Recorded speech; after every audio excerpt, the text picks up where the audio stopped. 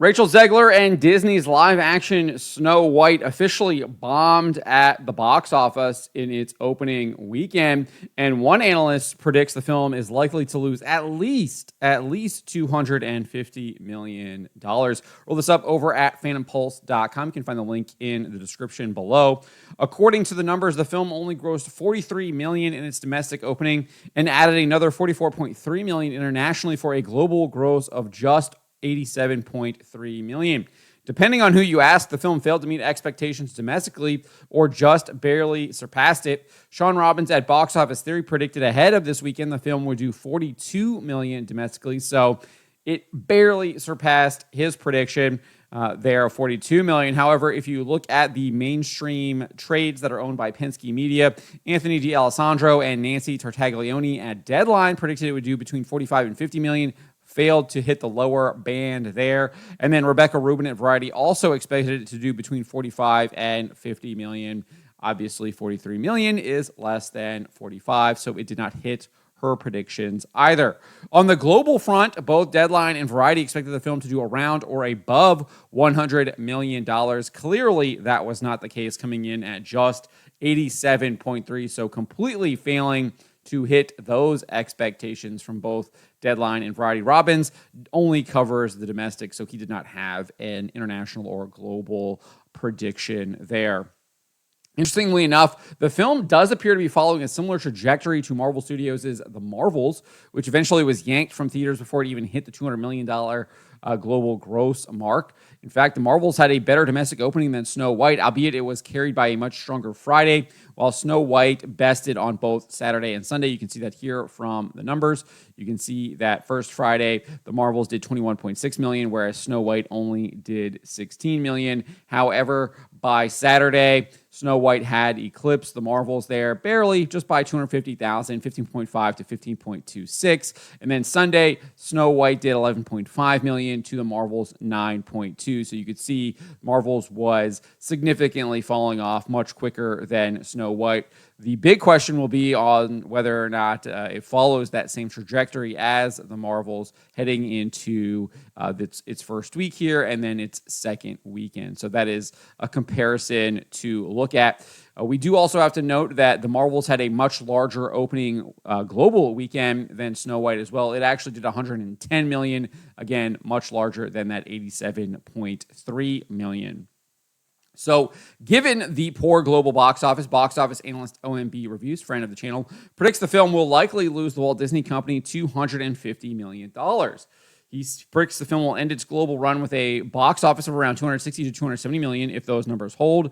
If an average run happens, if it doesn't overperform, if it doesn't do better down the line, doesn't have strong legs, looking at a final total of 260 million globally by the end of its run. He added saying, and if that's where this film ends, guess what? That's 250 million plus, maybe even 300 million in financial losses. And that's using the 270 million production budget number. With 270 million as your production budget, your break even is between 675 and $810 million. So, however, it is likely the film's production budget is much higher than $270 million, given Carolyn Reed at Forbes had previously discovered back in September 2023 that Disney had already spent $209.3 million on the film as of July 2022. A little over a year later, Reed reported the budget had ballooned to around $270 million, $269.4 million, albeit Disney received a $55.5 million reimbursement, bringing its net spend to $213.9 million. However, given the film still had to go through post-production as well as rumors of other reshoots and fixes, it's rumored the budget bulged to over $500 million. That rumor came from Scooper WDW Pro. He says, we know that this film had a budget that was somewhere around $300 million. They have overshot that significantly, according to my source, and this film is now heading towards The Force Awakens and The Rise of Palpatine. That's what I'm going to call it, kind of budget. We're nearing the $500 million mark, according to the source he shared. So, again, that kind of does add up to what we've seen, because we know that they did indeed do reshoots after the fall of 2024. I think Gal Gadot literally posted that she was doing reshoots of her chair that she sits in on the set, etc. So we will probably find out more about this when Carolyn Reed looks into those financials a little bit later this year. I think they usually file them around that July time is when they file in the UK. So that's when we might find out how much they actually spent on this film in total. So, given the likelihood the budget is much larger than $270 million, OMB reviews indicated that the film might need to do between $900 million or even over $1 billion to just break even.